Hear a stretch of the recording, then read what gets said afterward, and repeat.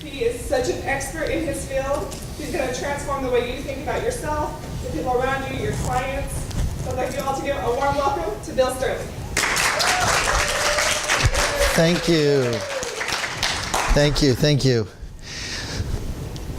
So I'm going to request everybody pay attention to this first group of sentences that I say, because we're going to take it apart here in a little bit. So I want you to listen to this first group of sentences. Here they come. Well, thanks for coming today. For some of you, there's going to be some solid facts and information and research to help you understand why people think the way they do. For some of you, you're going to pull away a step-by-step way to communicate with your customers and develop a customer persona. For some of you, you're going to get an experience of connection and understanding about how the flow of communication works during the sales process and during objections. And for some of you, this will be one of the most significant business workshops you've ever attended. Do you see what I just did? I gave you 4 different sentences. Now we're going to come back to those 4 different sentences here in a little bit, because that's called placing language into 4 different preferences, is what I just did. I have 4 different sentences and 4 different preferences. And like Nicole says, every time she hears me speak, there's something different. Exactly right. Every time I come here, I put something different. All right. And the idea then is that how do we deal with sentences that people say to us and hear them in a way that is not so much an adversarial communication, but something that the person is disclosing some information. Every sentence has, and every objection that we have, the person is actually disclosing some very important information. What we're really interested in doing is making sure that when we have this sales pushback and these objections, if you even just look at this picture, there's a push. Can you feel the push? It's pushing in your direction. Things aren't working really well because our mirror neurons are looking at his face and wondering about something. There's some damage going on here with our mirror neurons here. Please tell me, what need is not being met by that face?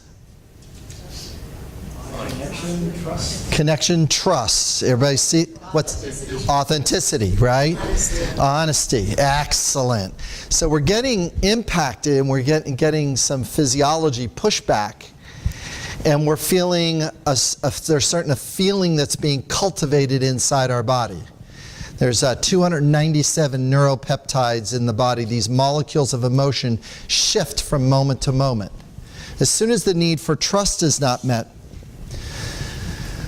what's a feeling that might be associated with trust and trust not showing up? Suspicion.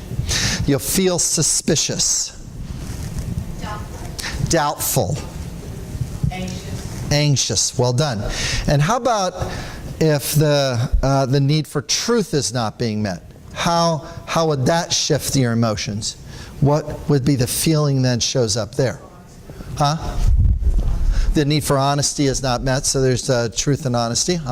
What's the feeling? Defense, so there's the need is protection, so you're going to feel nervous or anxious as that protection shows up. Okay? Our language and our physiology, if we're doing a better job of correlating those, we will never hear an objection again. So we're going to work on making sure that we're going to hear things and convert objections into something that's life-serving. So what I'd like for you to do is that on a sheet of paper, if you'd be willing to identify and write down a sales question that is difficult for you to hear. When somebody says this thing, you offer something to them and they say something back. what might be one of those sentences? And just jot some of those down here. Let's brainstorm a little bit. Write one or two of those sentences down. And then we're going to bring some of those forward because some of you others will go, oh, yes, please, I need to help with that sentence. Okay, so go ahead and write a couple of them down. See if you can get 4 of them down. And let's see if we can get some of this energy inside the room. Okay. Anybody got one they'd like to share? Yes. I hate it when people ask, what's your budget? Nice. So here's the sentence. What's your budget? Okay, it's that you got that push. You got to find out, we got to make that what's your budget a life-serving question. Okay, I'll come back to that in a second. Yeah. How much does it cost? In other words, if you say it, then all of a sudden it looks like there's a trap, and most of the time there is. Because if it's too much, whatever it is, it's probably going to be too much if they're asking it that way, because that means there's a discharge. Yes? Is that the best offer? Is that the best offer you can make? Great, so that's going to have you walk the plank a little bit. Yep. Becky, you had something. It's sort of along the same line of how much would you be willing to pay for this? How much would you be willing to play with? So that's called the open-ended stretch. So you're going to get pulled out a little bit, and all of a sudden you're going to get torn a little bit because there's something pressing there. Yes, what you got, Em? Do you have any discounts? Do you have any? Do you have any discounts for students? Do you have any discounts for students? All right, excellent. So the person's in a tough spot and they're asking for a discount right off the bat. Okay, yeah, back there. What do your competitors pay? What are your competition? Yeah, so the competitors thing. Yep. So they're asking what that inquiry, what that just so they can get a scale. It's almost like they're asking you to compete against yourself with your competitors' numbers. Yeah. What will it take for you to buy today? Wow. What would it take for you to buy today? Oof. It's a toughie. Yes. Yeah. What was yours? I don't really know how to word it, but it means I want to do this in trade, but they're not really saying it. But you know what I'm saying? Correct. But there's a couple ways I've heard it. Like give it away. Yeah, so listen, well, I'm kind of doing this thing over here, and you're kind of doing this thing over here, and gosh, I would really like to work together with you, and boy, I think we would really make a good team, and gosh, boy, it'd be really nice if, I've got this good stuff. I was like, oh my gosh, and it's setting up this mishy-mashy of the trade thing, yes. Do you haven't even agreed that you want something and they ask you how do you want to pay? Oh, you haven't even agreed and they already cut to, how would you like to pay that? Would you like to credit card, it's cash, and you're cutting to the piece of the equation. Okay. Yes. I don't have the money. I don't have the money. Common objection, right? I don't have the money. Okay? And what do you say back to that sentence? Because that's what we're going to do, is actually have a response to each of these sentences that we're going to do today. That's really a big pushback. And somebody else had one more. Yep. It was similar. I would love to do this, but I can't afford it because. I can't afford it because. All right. So before I get into my presentation about why people think and behave the way they do, I'm going to disclose a little pesky secret that's unknown about language. Okay, that there's actually in language, there's two things that are happening at once. There's a context part of language that's taking place, which has a certain vibration to it. And people are going to speak with that. And there's a through line with that vibration there. And then underneath that, there's a subtext language that's going on that's much more peaceful down here. When somebody is saying a context pushback sentence, many sales trainings say, here's how you handle this sentence, usually with another context sentence, which then turns into some kind of dogfight between there and who's going to arm wrestle the person first. In the trainings that I teach, I try to empower people that you're going to have an experience of this today. How do you, when this person says this sentence, how do you respond in this subtext way instead? Because what winds up happening is, if you get caught up here, it's exhausting, and who wants to make another one of those sales calls? But if you're down here, you're actually reducing the emotional load, and when we get to about halfway through our time together, we're going to talk about what words do you actually say to reduce the emotional load inside yourself and inside the other person. Okay? So, let's take one of those sentences out for the spin. Might as well do yours. I don't have enough money, right? So, they're saying that in context up here. Part of it might be true, but part of it might not be true.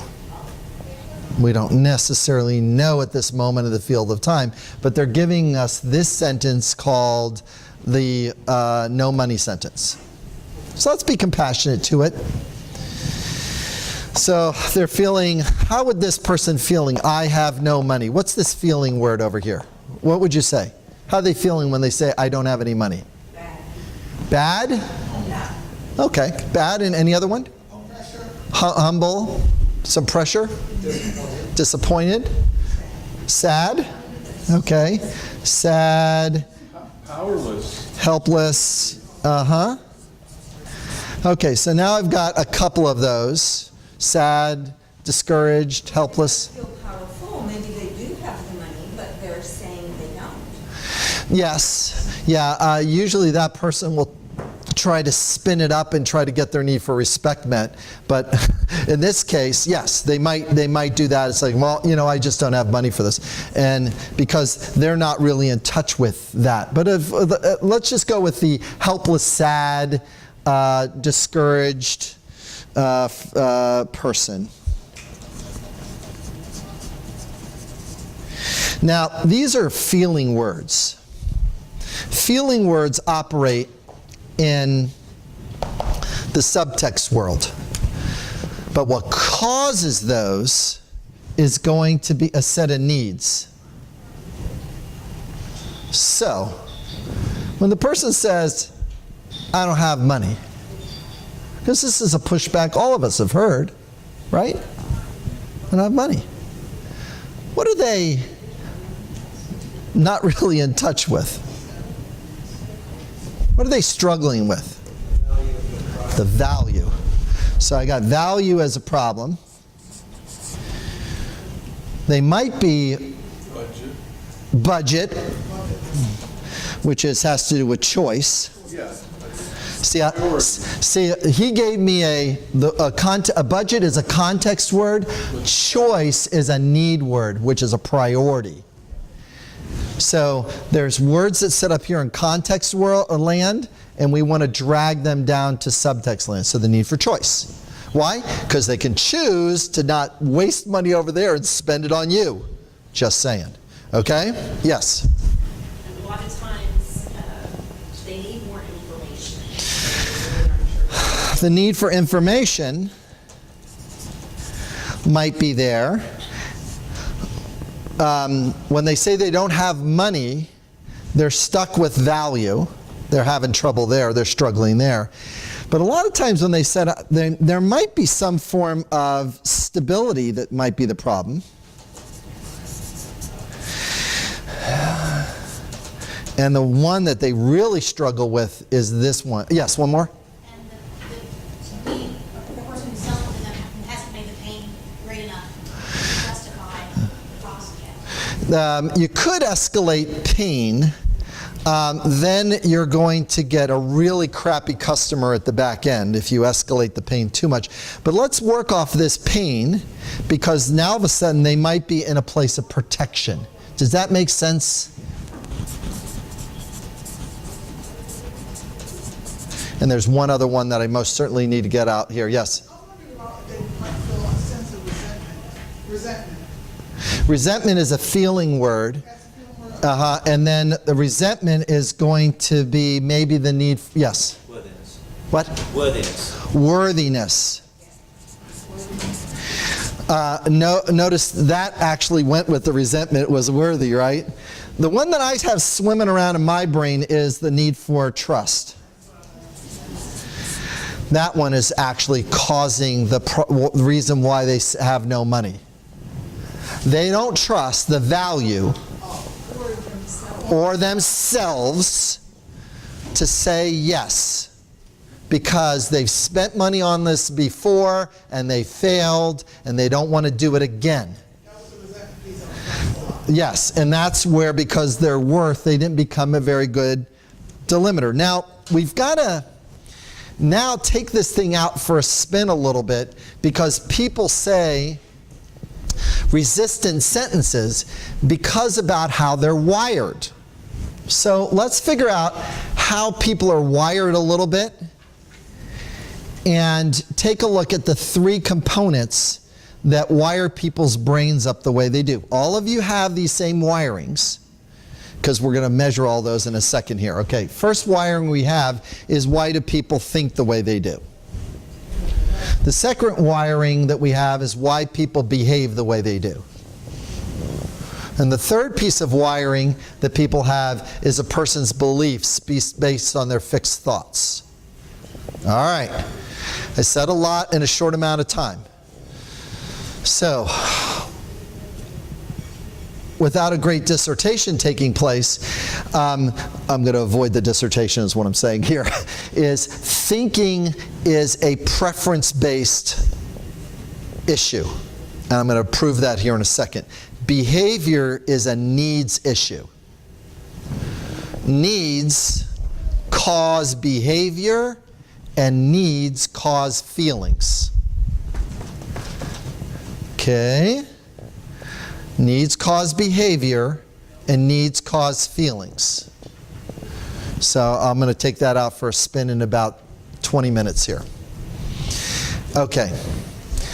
And then beliefs are their fixed experiences that have defined their way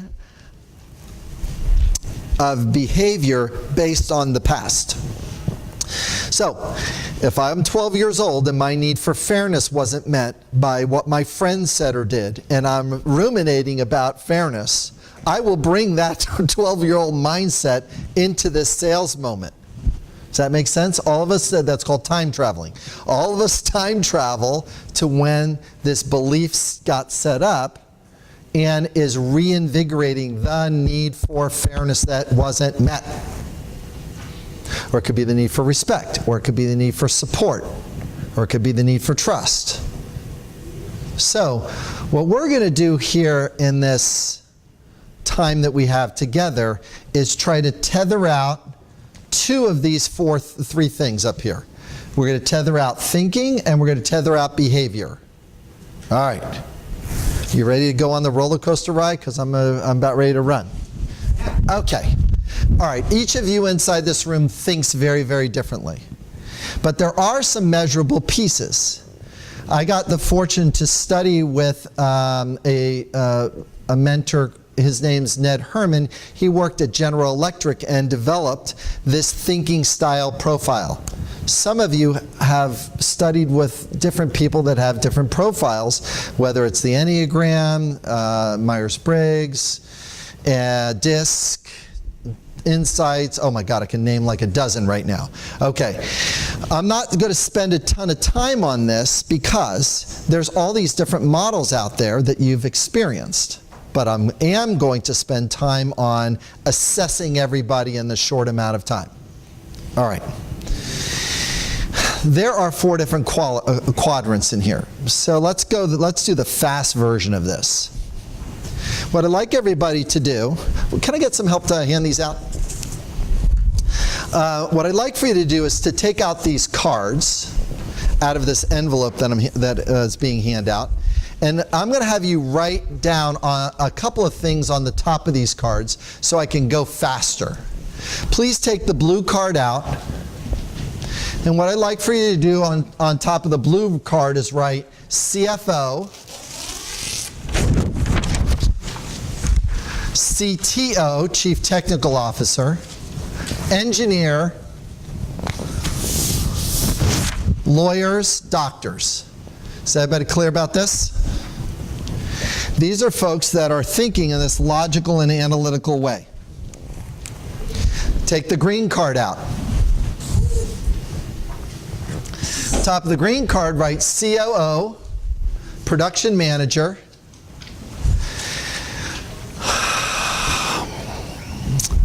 Police Officer,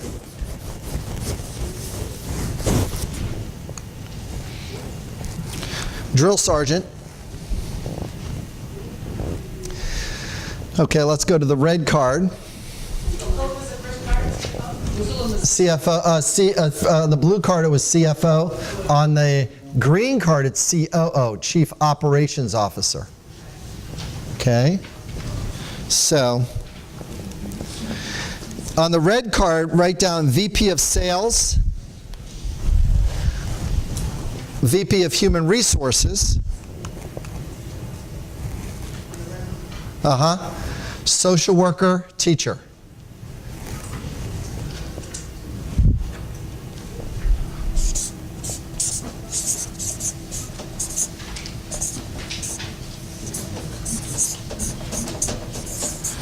On top of the yellow card, VP of Marketing, entrepreneurs, artists,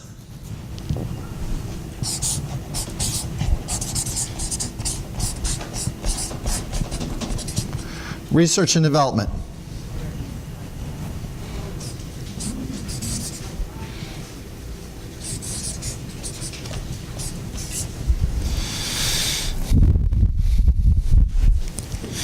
Please tell me, what executive did I not mention? CEO. CEO sits in the middle. 85% of CEOs are a combination of all four of these.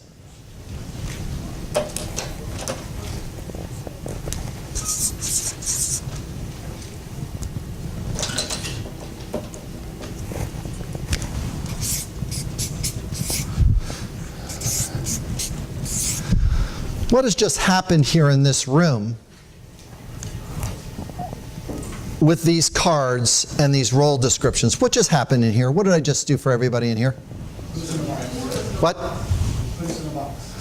Well, could say I put you in a box. Set a framework, yes. You helped us to know how we should talk with people. Oh, you're making my day. How do you talk with certain people that are coming from different perspectives? So far, so good? Great. Okay. How much time do I have? What? I have 1 hour left? That's a light year. Excellent. I will get so much done in an hour. Okay. So what I'm going to have you, all do is to put these cards in order, most like you to least like you. Please put them in more cards, most like you to least like you. Which one of these cards is your best card? And let's just do a simple communication exercise very, very quickly here. Put them in order. Which one of these is your best? And then one of these cards is going to be your worst. And what I'm going to do is request a little bit of caution as I have you walk around this table up here. I'm going to have you move this book bag over here. I'm going to have you move that. And let's see if you can get yours slid behind there so that's just a little bit behind you. I think you should do it. Okay. I want all the people that have their yellow card first, I want you to be up here by the podium. And if you have your blue card, come up here by the flip chart. If you have the green card, you're going to be by the camera. And if you're going to have the red card, you're going to be by the water.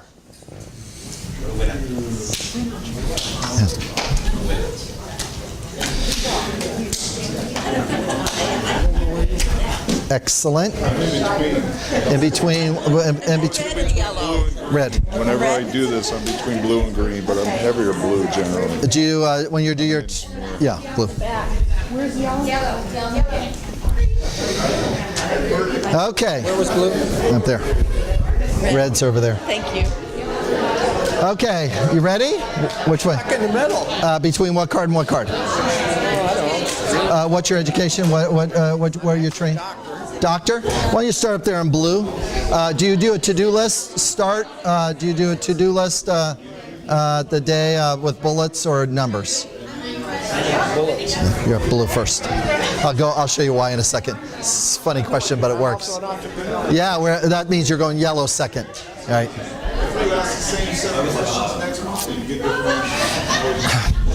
Okay, so I'm going to draw everybody's attention here to the center very quickly. You'll also notice that your tribes are starting to find themselves. Yes? I'm in the center. You're in the center. Do you do a to-do list? I do. Bullets or numbers? Both. Are you? Bullets and numbers? And I do, and I do financial analysis and sales. Yeah, as soon as you said financial analysis first, that tipped your hand. I'm an artist first. Yeah. Get up there and get up there. You're going to be more between these two. More between those. Those two, yeah. Mm-hmm. Yeah, and I'll show you in a second. Yep, excellent. Thank you. All right, is this the green group over here? Yeah, over greens. Which one are you? Is that red? Red's over there. Red's over there. Okay, everybody, may I have your attention, please? Please look below the double line on your first color card. Here's the next set of the directions. Everybody, look this way, turn this way. Here, everybody turn this way towards me. And what happens every time we do this exercise is a thing that's very important. It is a thing called tribing starts showing up. You are in a place with like-minded thinkers that are using the same vocabulary. And what it does... She's a transplant. I'm a little confused. Are we trying to find ourselves? Yeah, yourself. That's what's Blue first? Oh, yeah, for sure. I figured. Yeah, I was wondering what you're doing over there. I was going like... I'm just the type of people that come to me for assistance for what I sell. So that's absolutely fascinating. I didn't say anything even remotely like that. But that's what happens is our brain starts hearing sentences and starts projecting things that are this. Okay, so don't make it wrong or right. This is Bill Sterling's wacky world of communication. Because watch what happens next. This is called picking a preference argument. A preference argument is when you look below the double line, there's a series of bullets underneath the word expects. And if I pick a blue-red fight, it'll sound like this. Would you be willing to read the first bullet underneath blue? What does it say under expects? Under expects. Okay. Where's the expects? look it up again. Very clear and concise. This one. Yes. All right. Best, clearest, and precise. Yes. So the brief, clear, precise info. Is everybody watching? Brief, clear, precise information. I'm coming over here. You have a red group of people. This group is brief, clear, precise information. And what's your first bullet underneath communication? What does that say there? Empathy and consideration of the needs. Empathy and consideration of needs. Those are two very different frequencies.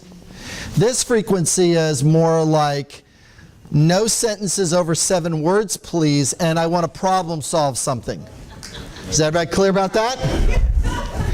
This one is 2 paragraphs to 3 paragraphs, including the story about what happened on the drive that took place with my cousin, and there's a dog that went on a journey with me, and the water cooler was involved somewhere. I don't know. Okay. All right.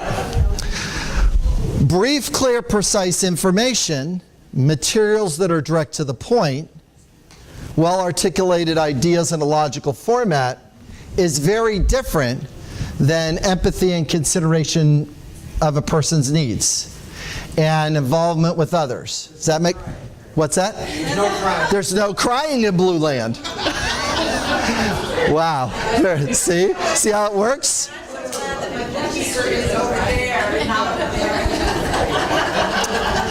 Your bookkeeper is over there. That's not over there, because your bookkeeper is over there, because that's their superpower. Okay, now, I have done this exercise at CEO Space over the last 5 years, and it has been very clear every single time I do this exercise that the folks over here in Greenland are the lowest group in this thing, because CEO Space, and usually the largest group, is the yellow group of entrepreneurs that are doing this risk thingy over there. Now, it's a very different vibration that shows up, because would somebody read the first 2 bullets under yellow? What do you didn't even bring your cards with you, did you? Confirmed imagines. All an overview, a conceptual framework. Okay, so an overview and conceptual framework are yellows. Now listen, if you want something done, these folks over here are your allies. You need them. Okay, read your first bullet under green. Listen very carefully. Step-by-step unfolding of the topic. Becky? A written schedule and action plan. So that's called a yellow-green argument. This one is about implementing and getting it down to steps that's executable. This one is about idea generation and just give me the broad strokes of the big picture. So far, so good? All right. Now, here's the challenge. All of you in Yellow Land, your business doesn't sell unless your green is in order. Unless your systems are done, you can't sell your idea. The system needs to be done. Oh, yeah, by the way, you may want to have these team people follow the team people and put your staffing and your customers together, because I've got an ace of sales are over here, and they've got to talk nice to people before they pick up a check. You better make sure that your numbers are involved, because you got those pesky tax people, and you've got to take care of the healthcare part of the equation, and you got to make sure that your cash flow is working, because you guys will spend money. Highest credit card debt is in yellow. Highest insurance purchasers are in green. It's an insurance, we think. Okay, so far so good. People purchase based on their preference. They purchase based on their thinking style, whether or not it meets their needs. Now, Tracy came up to me and asked me, and she said, Bill, I'm this artist thing here, and then I do this numbers thing over here. I go, well, you're right between this yellow thing and this blue thing. So she's like standing in the light, because she's stuck between those two positions. I'm also pretty blue. You're blue over here, blue there, green. Pretty green, yeah. Green. So that means she brings that stuff around and then goes ahead and moves it into implementation. So far, so good? All right. There's no right and there's no wrong. There's no good or no bad. There is a thing called a preference. Now, we're going to stay in this position. During a sales position, you'll sell primarily out of anticipation. You're going to sell out of connection. You're going to sell out of systems and closing. And you're going to be selling out of bottom line facts and features and benefits over here. You see, that's a different kind of sale. Okay. Now, you'll stay in this, and guess what? You've got to find out where your customer is. Because if you don't know where your customer is, you will walk your decision-making pattern and lose them somewhere along the sale. So everybody now walk to your second color card. So if you have red, you're going over there. If you have yellow, you're going over there. If you have blue, you're going over here. If you have green, you're going over here. And watch what happens inside the room. So this is your second one. The second one that you are. The second one we're on is where our customers are. Where you are. Where we are. Some green love going back there. A little more green love. Yep. Going to red land. Yep. Going up to yellow land.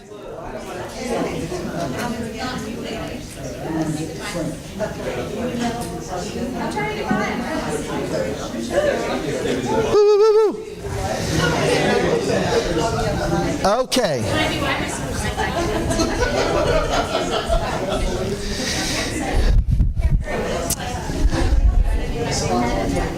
So usually when I'm talking this way, when we go to the second color card, usually the red group completely ignores me because they're all in the place of connection now. As soon as I go to the second color card, so, oh yeah, this is a connection exercise, of course. Now, the nice part about this exercise is we get to appreciate each other's differences and learn to get out of a competitive mindset into a collaborative mindset and actually provide a little bit more breath and space to understanding the other person. You got to find out what preference they're kind of coming in. Now, there are people that have walked with you, and those are called your tribe members, the ones that are like you. Anybody started yellow? See, look at that. See. I have another story. It's the way it works, man. It's like, this group's going like, can we get this done already? Can we get some efficiency? Look at, they're tapping the time clock over there. Well done. Thank you very much for that. It's like, what's that over there? You know, it's like, you know, can you get paid for that? I don't know. You know. All right, so this is where the middle of the sale takes place from your narrative. This is what you are doing unconsciously during the sale. You're walking from your first color to your second color, and then to your third color, and that's what's going to happen next. So everybody now walk to your third color card and watch what happens. Blue up there. We still have our tribe. Still the tribe together.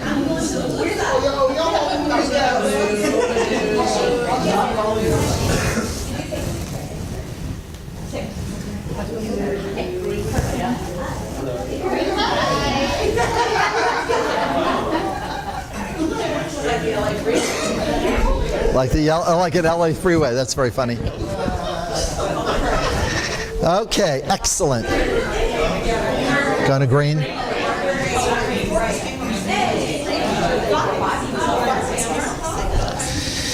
All right, so here's the next set of challenges that we're all going to face. This whole group, you're already in the position called the close position, because greens are ready to close something. The red folks, you're ready to connect. Your sales will tend to drag on a little bit because you're spending more time in connection and trying to find out where they are. You're ready to set the schedule and figure out the time things. The blue folks, they already have the check in their, the blue folks already have the check in their pocket.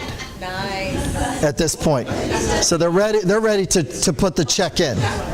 If you haven't been to blue, you might have said, you know, am I getting it? But I've got to work out some scheduling things. And now all of a sudden you're getting caught in things. Because you're in yellow here, you're going to add more flexibility in. You've already spent time in the other quadrants, but now all of a sudden you're trying to sweeten the deal. Right. Yeah, the next idea is already. The next idea is already, see, she's already done that. Now she's ready for the new piece. We'll tend to close our conversations in this quadrant, whether it is in a sales or when we're in a meeting or even on a phone call. So on the phone call, you're going to think of, okay, and you're going to come up with some ideas at the end. And it just sometimes I've seen this happen, is that people hang up the phone and say, oh my gosh, I forgot this one more thing. Call right back. Never done that. Yeah. Oh no. See, he just got to it. That's great. This is at the end of the phone call is, how's the wife and kids? How's the family? What's going on with your customers? There's a little more red expansiveness over here on this side. Okay? That's it. You're already into where, when, on the schedule, what's the next date?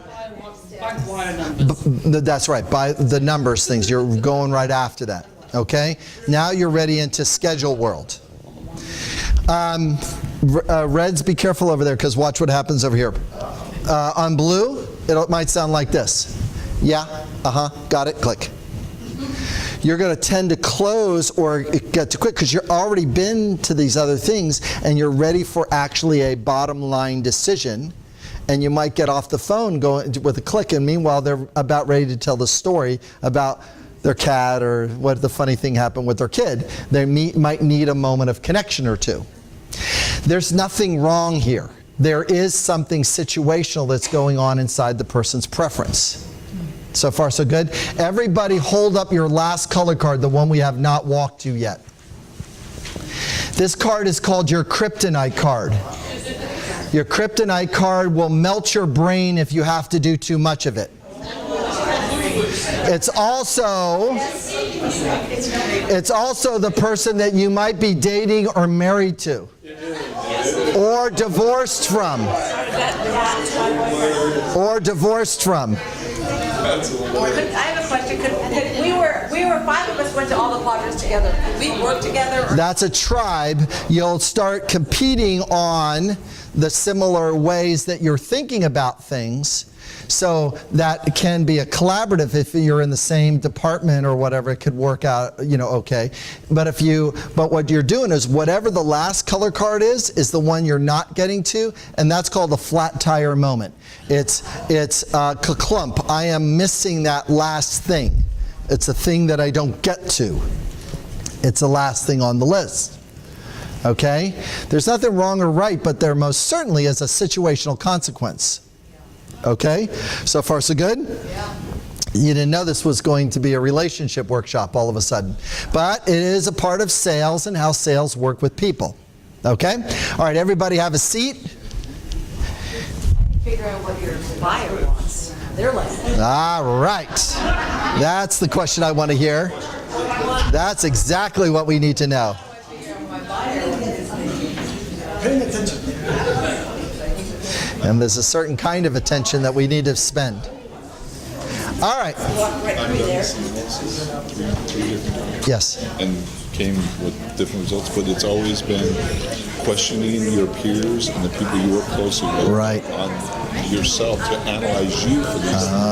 Getting their input seems more important than your own analysis of yourself. There is a little bit of skewing that takes place. I do 360s like that, and then I have to give them honest feedback about why a person's leadership gets scored lower or the missing communication. So there is a perspective or perception lift. I'll do that one right now since you brought it up. Okay, everybody take a look at the chart. Everybody see the chart up in the front. When you look at the chart that I have, the slide that up here is a 120 question survey that tells how much a person is from each of the quadrant. This is an entrepreneur that also has some people skills, and then just modest on the green and blue side of the fence. So this person is not an accountant. Does it make sense? An accountant would be opposite of this. Yes? Yes. See that? Somebody that's in compliance would be more green. Okay? It's safekeeping. So far, so good? Who am I going to sell to, and how do I know how to sell them? Was another question that was asked. So this is how you know. If I'm looking for somebody, and I'm trying to figure out how I'm going to sell to the person, I better be listening to, number one, what kind of work they've done and where have they come from in the past. Okay? Where are they coming from and where is it going from? And then I got to start listening to what question do they ask. What that means, what question they ask, is their brain is going to shut off and pull a red light when they get to the kryptonite card. It literally will shut down. Yes? 1 second on that past card. Can you go back to the other one? With joy. Do we get these slides? Yeah, you can get these slides. I have it, there's going to be a phone number, there's going to be a thing at the end that you can download the slides. Let's see if she put it in here or not. Let's see. Answer. And no response. Okay. All right, so yeah, there'll be a thing that you can type in. Okay, there you go. All right, so our brain will start to shut off, so we better pay attention so our brain doesn't shut off. And we're starting to watch a person's communication pattern, we better know what that is. Okay, so we better, in order to find out how a person's communications pattern might go, we better know what's going to bug the crap out of them. Wouldn't it be good to know what bugs somebody? Yes? Yeah. Good, let's do that now. So what I'd like everybody to do, as you're going to get this handout, actually, is it 2 handouts? Yes. Great. So you're going to get one for frustrations and one for strengths. So what I'm going to request of you is that over the next couple of days, for you to put your name on top of this page that's coming around called frustrations, and then check off 10 of your frustrations, and then come eat a meal table with me and bring your frustration sheet and your strength sheet with you. Okay? Frustration sheet and strength sheet.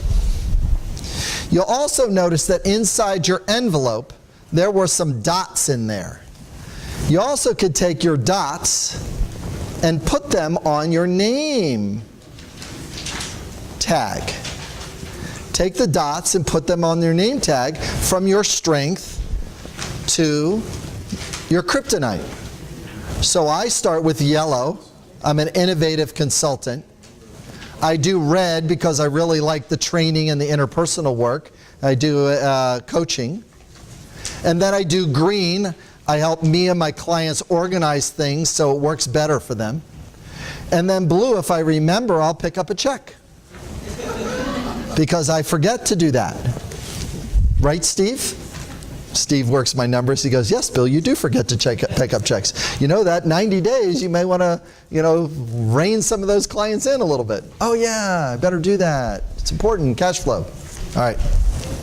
So go ahead and you could stick it on your name tag, and that'll allow you throughout the week to see what other people are talking from, and it'll give you a really nice opening to who they are, and it'll start building your familiarity with, look at the colors that they're speaking from. Listen to the vocabulary choices that they're choosing. And watch the weird thing that happens. Here's the weird thing that happens. The quickest way to know somebody's preference is listen for which question that they're talking from. If it's a what question, it is a blue thing. They're looking for a fact. They are not looking for a story. If it's a why question, they're looking for an overview or a conceptual framework. That's what they're looking for. If it is a who question, they're looking for a testimonial. They're looking for, who have you worked with before? And who uses your material? And if that raises interest, they will say, wow. So if I say this sentence, the new CEO of Microsoft recommends one of my mentor's books as the primary leadership tool as Microsoft goes into this new change. Do you think it might give me a little bit of credibility because he's saying use the book that I've been studying and teaching for 15 years? Yeah. Because that whole subtext text thing here, that's all in that book. Listen to this, speak to this. Listen here, say this. Don't keep talking here, keep talking here. Okay? All right. This particular belief is so valuable. Preferences are neither good or bad, right or wrong, but there's situational consequences. There's situational consequences for me not watching my cash flow and not picking up checks. That's a situational consequence for my thinking style. I can hang out on yellow land all I want as a consultant, but if I'm not driving around to blue to pick up a check, or if I'm not driving over to green to finish writing something down, I'm going to get dinged on that side of the fence. It's fantastic that I'm magical on this side of the fence, but that's my kryptonite on that other side. Therefore, it's important for me to build, trust, and empower teams that support me with those other things I do not do well. So far, so good? Yes? There is a buying slide. You're going to get these slides, so I'll just go things. There's a buying style that the person is purchasing from. They're going to be the person at the car dealership that's asking what are the different engine specs. I ain't asking engine specs. I want to know how I'm looking in it.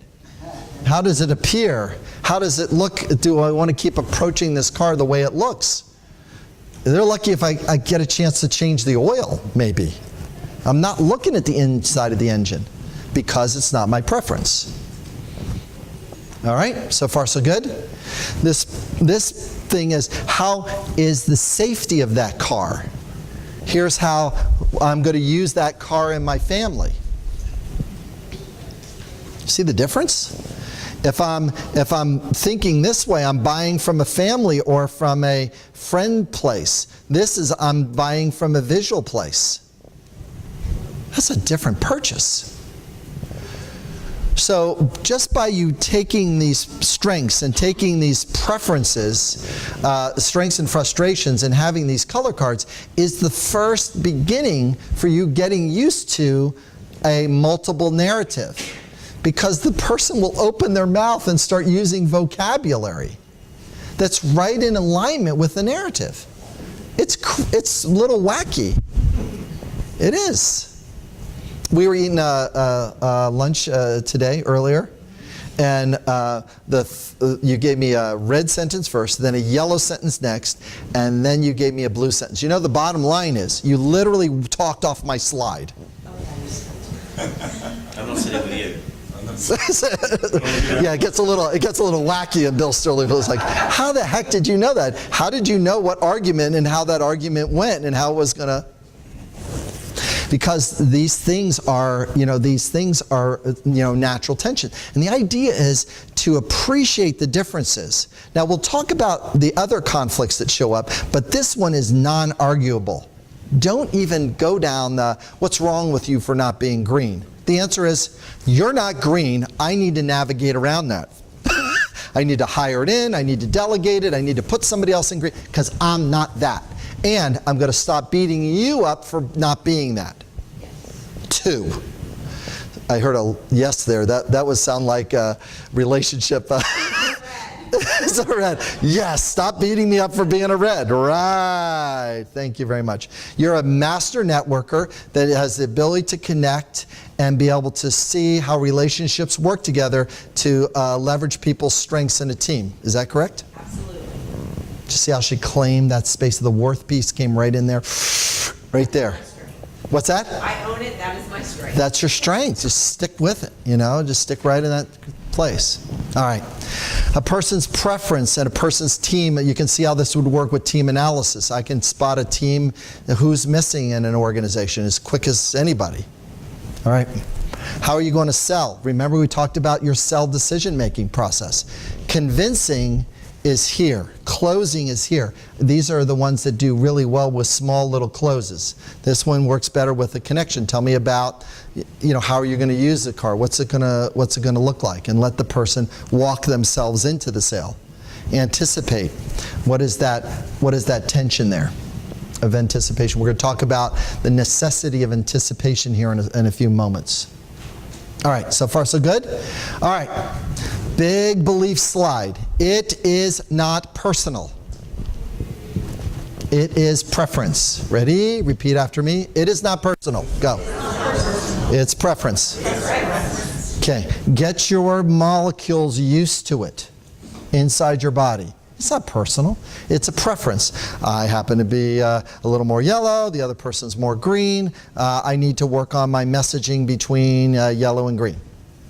Okay, I am a red. The other person's blue. I need to change my narrative. And Bill has given me the cheat sheet to start learning to speak from. Cheat sheet's right in front of you. Those 4 color cards is the ultimate cheat sheet. Stick them up on your refrigerator at home, walk by them, and just let it trickle into your consciousness. All right. So now I've got to talk about what happens in the obstacle world. When you start pressing these preferences, they will bring a protective strategy because their preference has not been honored or something that's missing. Please, on the bottom of each one of the color cards, write down these 4 words. On the bottom of the blue card, write down criticism. On the bottom of the green card, write down defensive. On the bottom of the red card, write down contempt.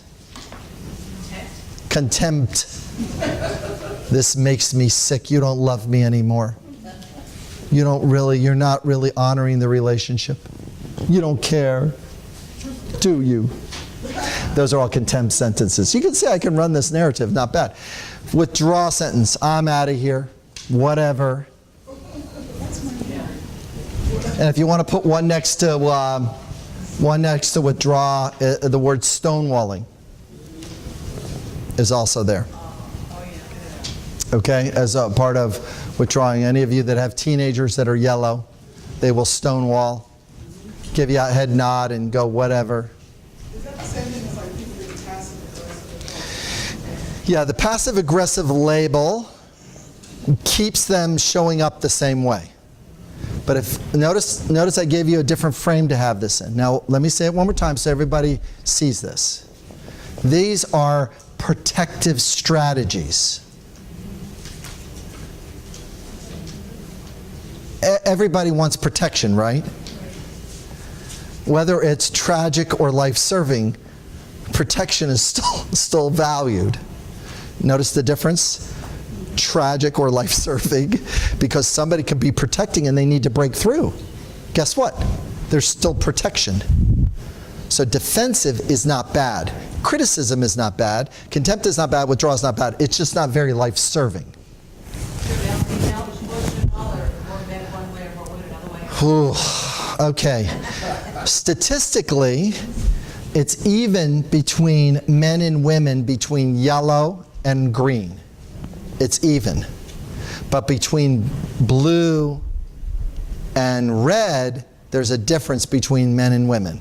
What percentage do you think that might be? A lot more women in the red, yeah. What percentage you would think? That was a red answer, by the way. 85%? What? 60-40? 75-20? You know what it is? 55-45 between each one. There's only a 5% swing between men and women.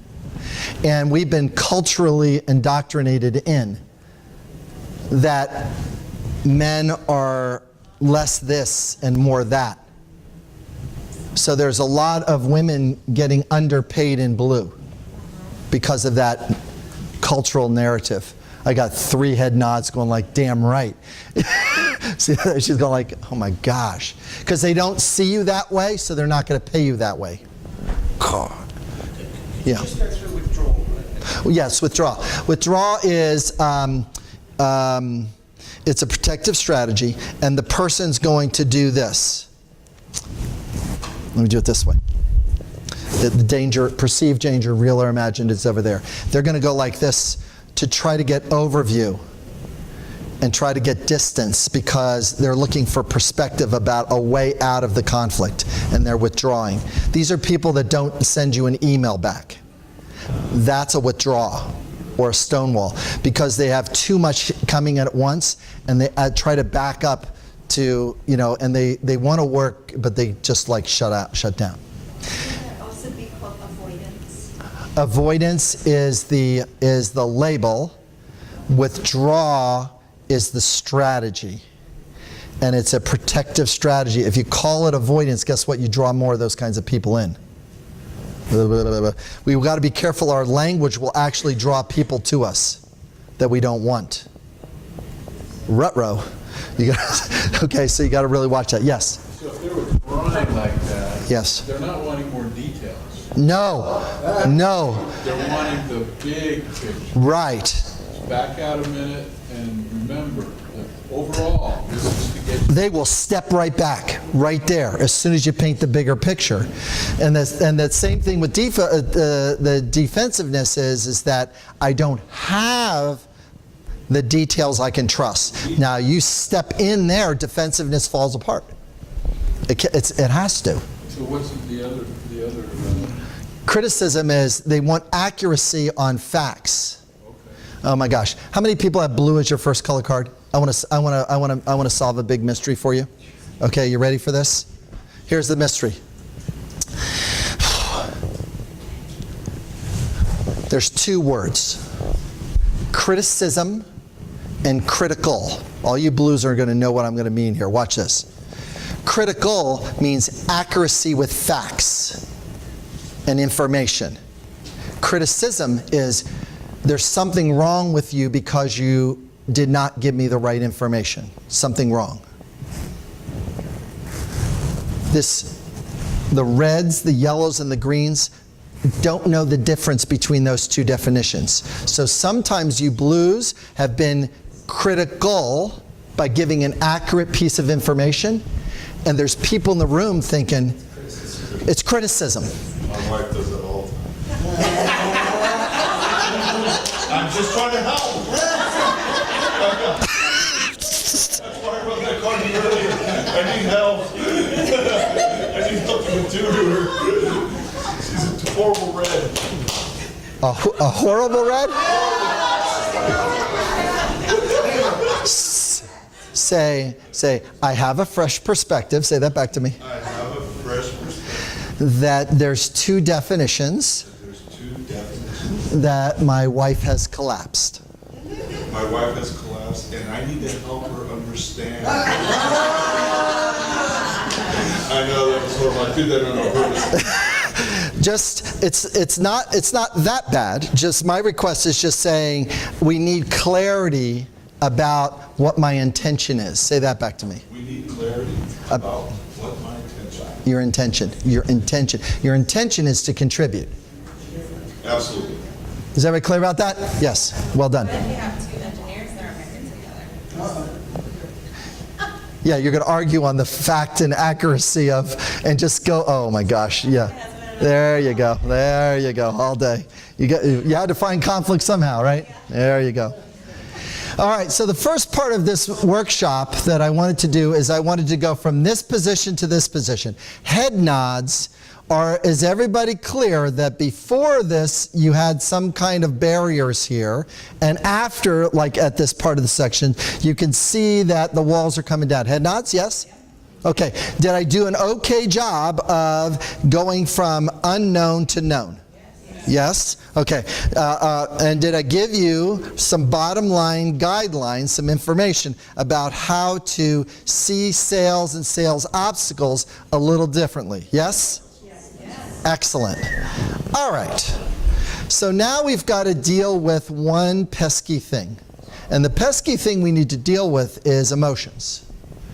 So everybody in this room has a genius or has a genius to them.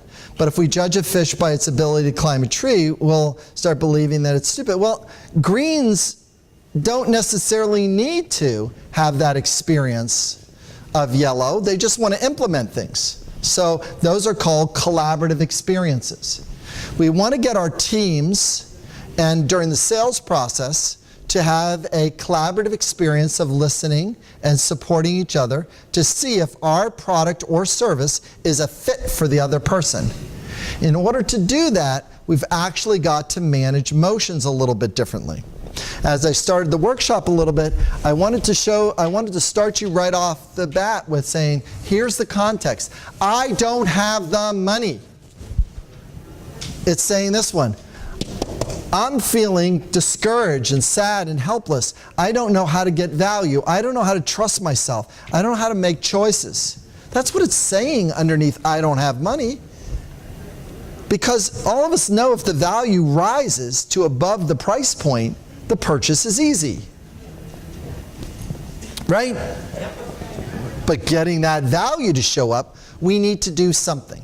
So what I'd like everybody to do is to tap the front part of your brain. This part of the brain has 400,000 neuroconnections per micron. It's the blue and the yellow part of your brain. Blue and yellow. Blue is where language is. Yellow is where vision and future projections are, creativity, this part of the brain. Ready? Take the hand and tap it to the back of the head. This is the red and the green part of the brain. The red part of the brain is where emotion is, and the green part of the brain is where habit is. It's also where we start to validate or keep a memory of things that we perceive are dangerous, or they are dangerous, or we perceive are dangerous. The brain is, and this part of the brain is 4.3 million connections. 4.3 million connections. Okay, so our conscious part of the brain is very much like this little rider with a little stick. The subconscious part of the brain is a little more like the elephant. 4.3 million, 400,000. That's a 1 to 10 ratio roughly, right? All of you have done it, me too. My New Year's resolution is I'm going to lose 10 pounds in the month of January. 5 pounds, anything. That works all the way until you walk through the kitchen and you have the cookie in your mouth before you even have a chance. That's the elephant responding, and the rider has just got to then rationalize the cookie in their mouth. It'll sound like this. I'll start tomorrow. It was just one cookie. So what winds up happening in the sales process is the same thing. We think that if we just do features and benefits, we're going to shape the sales narrative. But really, to be honest with you, I'm going to give you a new sentence for sales. And here's the new sentence. Here it comes. Small messages for the rider, handful of peanuts for the elephant. Let me say it again. Small messages for the rider, handful of peanuts for the elephant. When a landing page is crafted in such a way, when a phone call is crafted in such a way, small messages for the rider, handful of peanuts for the elephant. Our sales narrative moves away from features and benefits and goes into a sequence of raising dopamine from sentence over sentence over sentence. I want a person to see the value in working with me, in working with buying this car, in making this connection. So the first thing is I got to get my dopamine level to work. So that means I've got to get a clear and present reward to take place. I've got to escalate dopamine levels by sentences. I want to know what is that reward that I'm going to get by working with you. What is this outcome? I'm going to have a landing page that's effective. I'm going to have a sales script that's going to be effective. I'm going to have a marketing campaign that has a wow to it.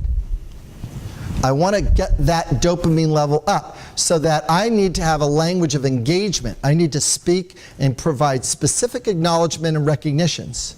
What is most important to them? Not what's most important to me.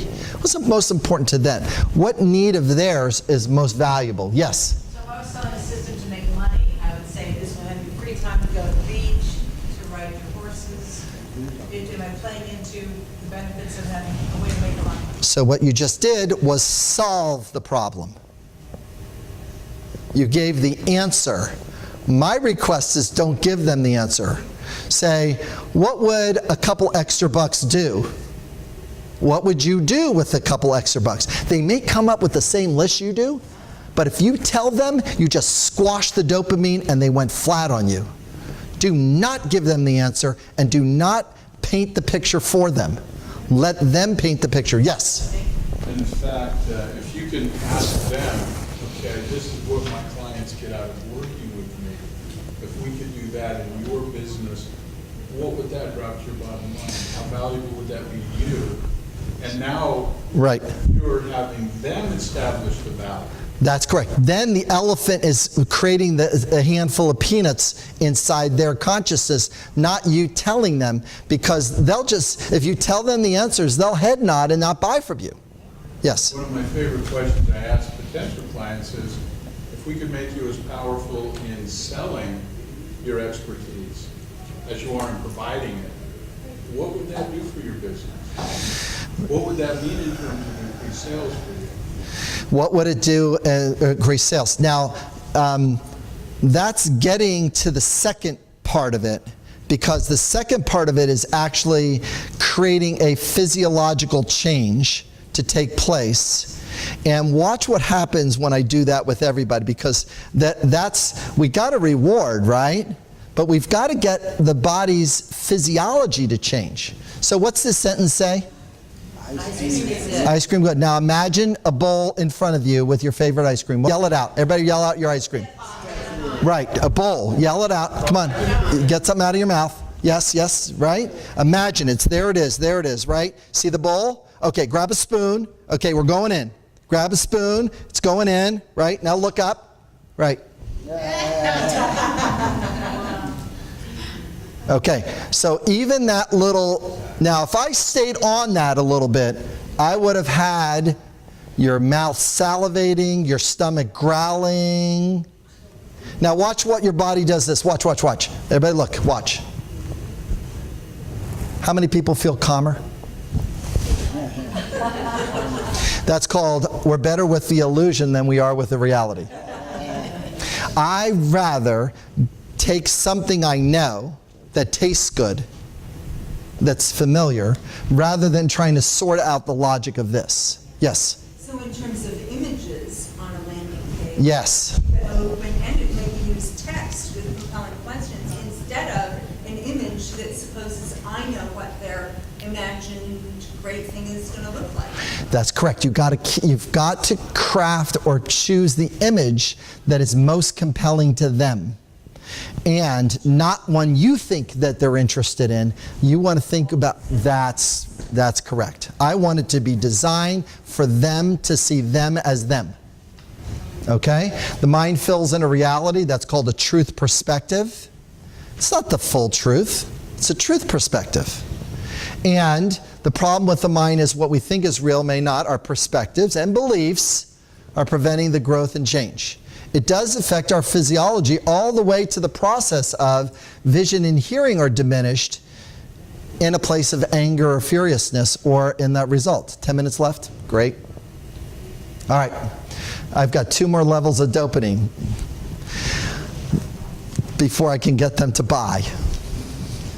I presented the reward. All of us say, gosh, people love, they should have our stuff. Right? We're good. Here's the sentence I know. Everybody in here, watch this. Everybody, this sentence is true. You've been undercharging and over-delivering for years. Is that correct? Head nods. Just cough it up. Come on now, right? That means there's problems in this narrative because the reward is there, the value is there, but there's something in your narratives that doesn't have enough anticipation in it. I've got to clarify a future moment and put the peanuts in front of the elephant for them to clarify it. It's different for each of you. So if I'm working with Steve and trying to get his clients to take the thing, it's more about certainty or clarity or trust on a regular basis, that they just extend Steve's stuff, that he's going to handle their CFO work or their accounting work.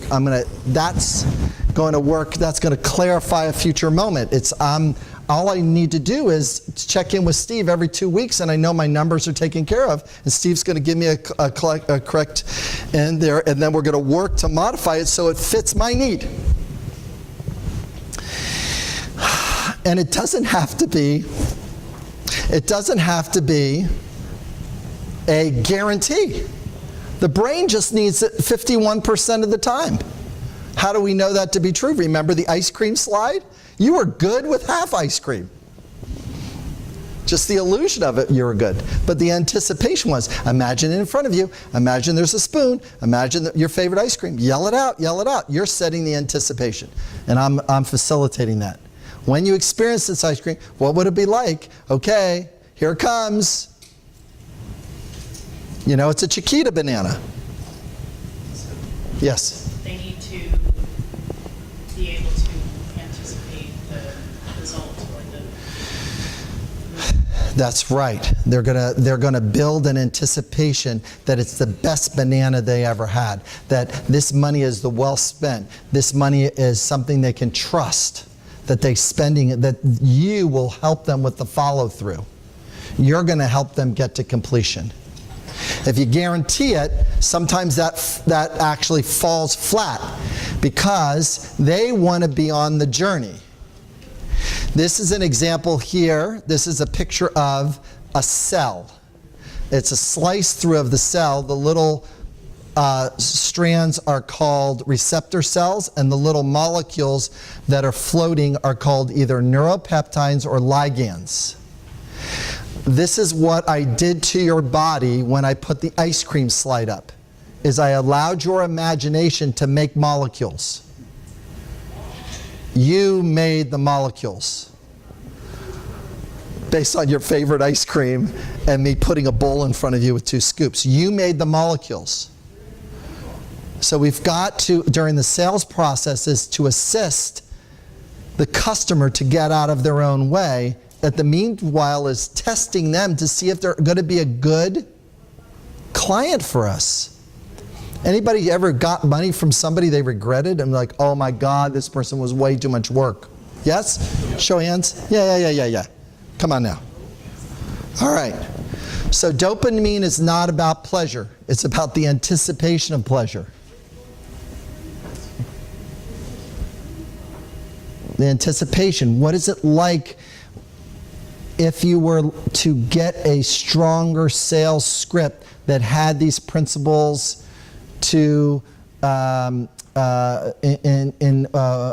embedded in your sales narrative? What would it look like if your sales page engaged the person from start to finish and wasn't just spaghetti on the wall like every other web page with 15 products on there?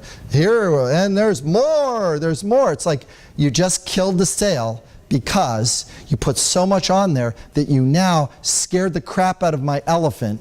My elephant sits down because I don't have time to read all of this stuff. I was kind of interested when I first clicked. I did want to buy the one product for $279, and then you started dogpiling with other products on top of it. Forget it. I don't want this other stuff in my garage that I'm never going to read. Don't keep throwing stuff at me that I don't want. Here's the third level of dopamine: uncertainty. If I create an uncertainty, I can support it without causing the flight or the freeze, because I want to help my client think that they're the first person that they've ever been on this journey with, that I'm going to mentor them through. So, and I'm going to then, as a mentor, take my unique skills and blend them with their unique skills. Becky, does that make sense for our journey? My unique skills with your unique skills, and then you go sell it. Why? Take my stuff and go resell it. Has there been any mystery between you and I about that? She's going like, why am I getting all this stuff? Man, I can make a lot of money off this. Damn right you can, because you're taking my stuff and you're crafting it to an industry I'll never get to in my lifetime. Go, you love that. That's your thing. Why not take that and go and run? Okay? Does that make sense, everybody? All right. All right. Is everybody clear that this is going to make our language more authentic, right? If we're in it for their needs, this guy doesn't have a chance because you're serving them. You're serving them in such a way that's going to make an impact. You're going to stay out of the elephant. You're going to keep the elephant brain out of fight, flight, and freeze. The elephant will not sit down. The rider will not get confused. Why? Small messages. 2 minutes. Jim, have you ever oversold a product? Right? Confuse the rider, overwhelm the elephant. Because you're so smart, you're going oh, this one more. And you get caught in the service contribution piece. And your narrative of service before you got the check. Doinks! It's like, really? As if I haven't done this one, right? I can't understand why they don't buy it. Yeah, that's right. That's correct. It's that dance between holding back before it and then giving it. You gotta, that's one of the things that we're really working on here, is to deal with this. Okay, last thing I'm gonna do. I swear, here it comes. I promise this. Bernie and I did a little role play in the front regarding the word no. He moved into a reframe. What I'd like for all of you to do now is start listening to the word no very, very differently. I would like you to hear the word no, because no is a context word. The word choice is the subtext word. You ready? Great. Role play with me for a second. All you got to do is say the word no. As soon as I give you a sentence, give me 1 second. Here it comes. Listen, I need $50,000 to invest in this project. Would you be willing to do that? No. So you're choosing to spend the money elsewhere. Is that correct? That is correct. Not with you. See how quick that is? He gave me a yes. It sounds like you're choosing to invest with somebody else because you're going to get a better return over there. Is that correct? I think so. Ruh-roh. He just gave me where he thinks so. Now I know I've got a value exchange problem on my side of the fence. It sounds like that they're promising, or they're providing a little bit more return on investment. Is Greg, would you be willing to tell me a little bit about that? See, now all of a sudden we're working off of the word choice. We're not working. I've just went around the word no. The word choice is underneath the word no. And just start speaking to the choice. It doesn't mean that you're trying to corkscrew them into a bad sale. You're just trying to see if the no is a real no or not. Because most of the time, like in the 70 percentile, it's not really a no. It's their choosing to do something different, or they're scared about trusting themselves. Okay? And here we are coming back around that. Now, each one of those sentences that you wrote down have a feeling and need underneath it. It has a feeling word and it has a need that's causing it in the subtext word. This is a sampling of needs. And let me get to the, are we done now? Time? Okay, great. So you're going to get this slide deck. I probably should just click to it right now. Yeah, let's go. You'll get the whole slide deck here at the end. All right, last slide. There you go. Okay, so if you take your cell phone and you type this in and then type in the word authentic, you're going to get a slide deck. Either you're going to get the slide deck on authentic sales, or you're going to get the slide deck on authentic leadership. I do not know which one my assistant hooked up. Let me see if she did or not. Let's see. Oh, I don't know. Either one of them has about the same material on it. Okay? And what it's going to do is going to put the slide deck as a PDF right on your phone. Okay? All right. So before we close, would somebody, we'll get a couple people, what was one thing that I said or did that made a difference? Anybody got some offerings? Anything that you pulled out of today that was really valuable to you? Let's do 3 of them. Why? Yes? The last thing we did was the reward, anticipation, and uncertainty, that release the dopamine I've got some things I do, I never realized why I was doing them, Right. but it's like, wow. Yeah. I get it. You get it. And I knew when you were sitting at lunch with me, I knew that you were going to go like, oh, no wonder why. And now you can amp up some of those sentences too, because some of them are things. Do you have evaluations to hand out?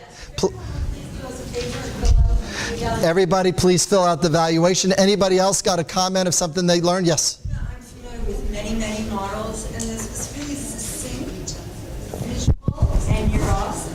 Oh, thank you for that acknowledgement. Yes, I appreciate that. I really do.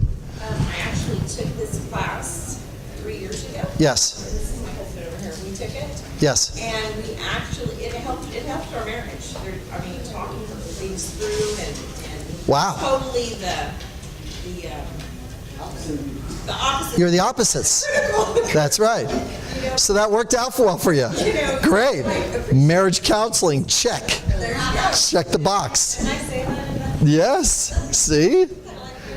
That's right. Got to like marriage counseling. That's right. Okay. Does that make sense? Okay. I'm going to be around all week. Feel free to come by my table. Bring your cards. And what I do with bring your cards to the meal table, and I'll work on your SNAP and show how this thing works with the SNAP. Fill out the evaluation form and hand it back. And I think you could just circle all 5s. That would just work perfectly for me. And just hand it on back there and put a comment or 2 to be specific. So that would also help them to give you some feedback of something you got that made a difference. All right, well, thank you, everybody. I really appreciate it. You're a great audience.